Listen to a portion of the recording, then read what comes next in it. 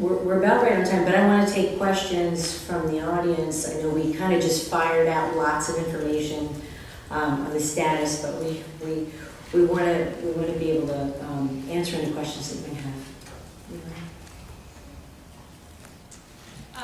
I know Mark mentioned briefly that they were considering sea level rise as part of their planning process, and I was wondering how, if and how, that's addressed as part of the prep that has been prepared. Generally,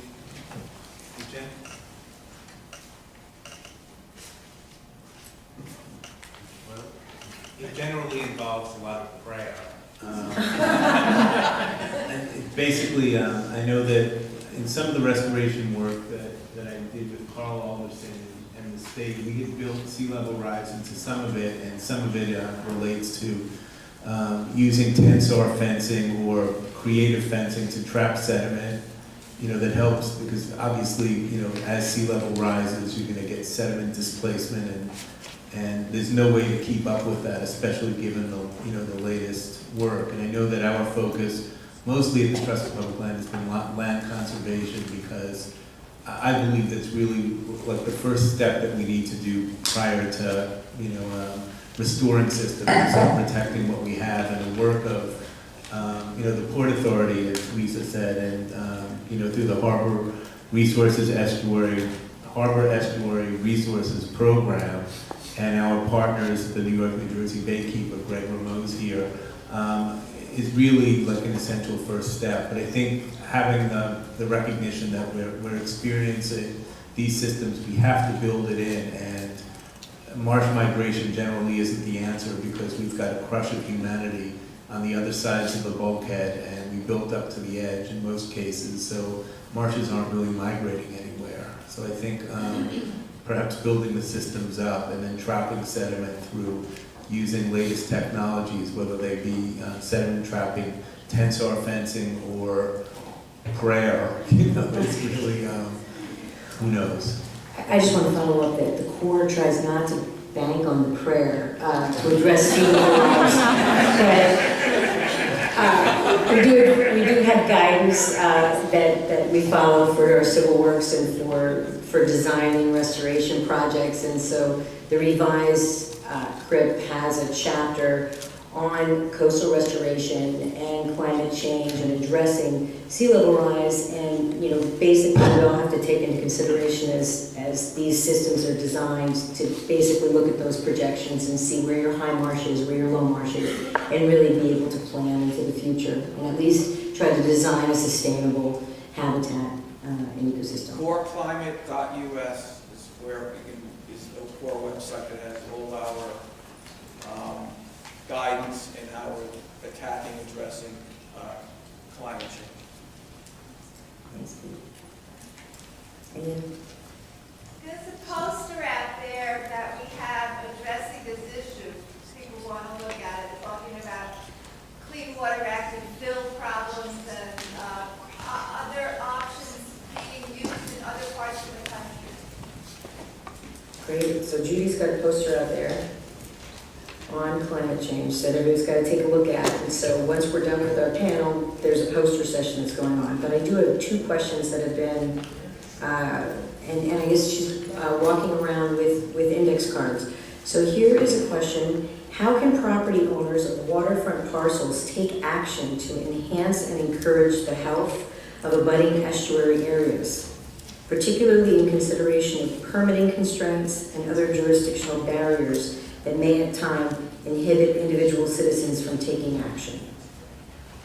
That sounds like a regulator needs to answer that. I knew I sat too close to it.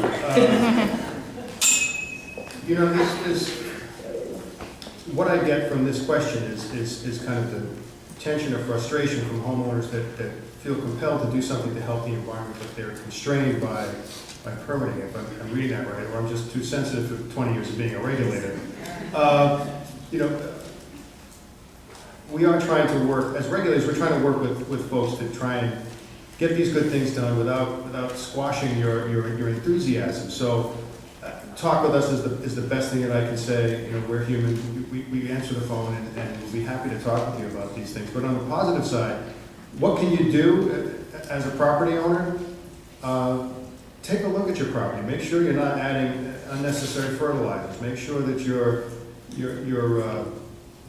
sewage system is working. If you're on a septic system, there's lots of things that come from every individual home that have contributions to the environment. And you can literally start at home with undertaking actions that are going to have a net benefit for us down the road. And outside of your property lines, there's a lot of great community programs that are out there that are doing wonderful things. I spoke about the Jamaica Bay community coming together to help us with Marsh Islands. And there are things like that all around. I said, look for them, talk to us, we can help point you in directions to get active in the things that are important for you. Okay, since I'm the keeper of these, I can't remember time. I've got all these cards. One more?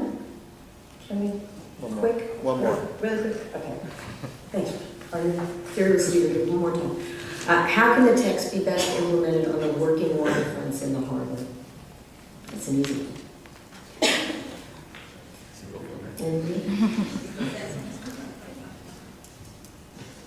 No? Okay, I'm gonna, where's Roland? Wedge. Wedge.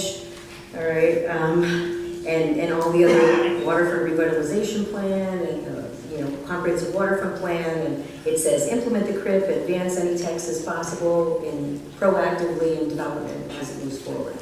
And there's lots of information on the web.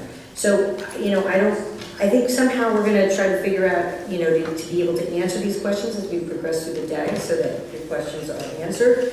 But I don't wanna take away from the break that we need and the poster viewing. It's one of the things, and I just thought of it like sort of really rapidly, is to basically integrate some of the functionality in the systems that we're trying to protect. So for instance, where you have marsh protection and when you're doing oyster reef constructions, they help to protect the economic interests of communities. So by integrating perhaps a resiliency argument in, as the governor has and the mayor has and the governors of both states have, you're encouraging tax. And it might not be the reason that you were doing it, but it helps with funding. Thanks, Mark. All right.